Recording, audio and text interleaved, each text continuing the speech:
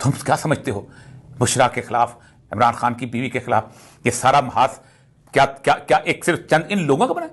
पूरी secular lobby 6 साल से क्यों उनके मुंह पे तमाचा था कि वज़ीर आज़म की बीवी जो है मुकम्मल नकाब के अंदर जाती है। तुमने ज़ाती किरदार उछालने शुरू किए, उसके खिलाफ कुछ नहीं मिला तो आपने ये सूरत हाल पेश की।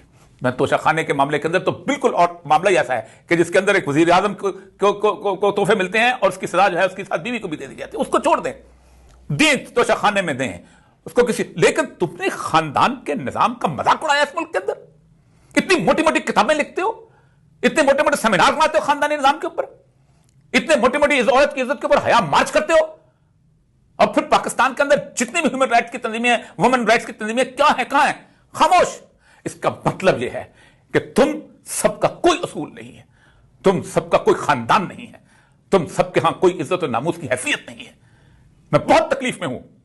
मैंने 50 साल आप लोगों के साथ गुजारे हैं, मैंने जेलें काटी हैं, मैंने औरत की इज्जत, हुर्मत और वकार के लिए मुद्दतों गुफ्तगू की है, और मैं समझता हूं कि बीवी बेटी अगर अबू जेल की भी हो तो काबिल इज्जत है। आप क्या बात करते हैं? किस रसूल के पैरोकार हो तुम? किस सैयदुल अंबिया सल्लल्लाहु अलैहि वसल्लम के पैरोकार हो कि यहूदी औरत के जनाजे के ऊपर भी आप खड़े हो जाते थे? तुम लोगों ने पाकिस्तान, तुम लोग इस पाकिस्तान में अजाब की दावत हो।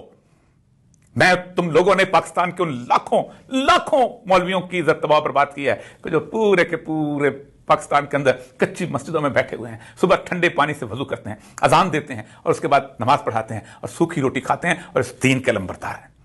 लेकिन तुम चंद लोग जिन्होंने इस पूरे के पूरे सिस्टम को यरगमाल बना के रखा हुआ, तुम क्यों खामोश हो?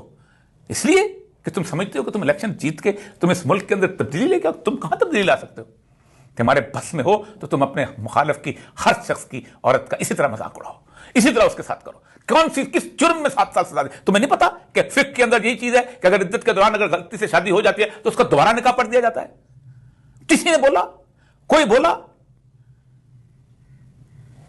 कि इस मुल्क के सवाल के ऊपर मोहर है? और याद रखो एक बात बहुत तय है कि अल्लाह ताला का एक उसूल है कि जब माशरे में इस तरह की बदी फैल दे तो पूरी की पूरी नस्ल को बदल कर देता है और उसके यहां दूसरी नस्ल बात कर देता है, और वो नस्ल आ चुकी है। उस नस्ल के यहां परचम और है। वो नस्ल जो है वो अल्लाह उसके रसूल को वाकई मानती है, इसीलिए वो समझती है कि ये तुम लोग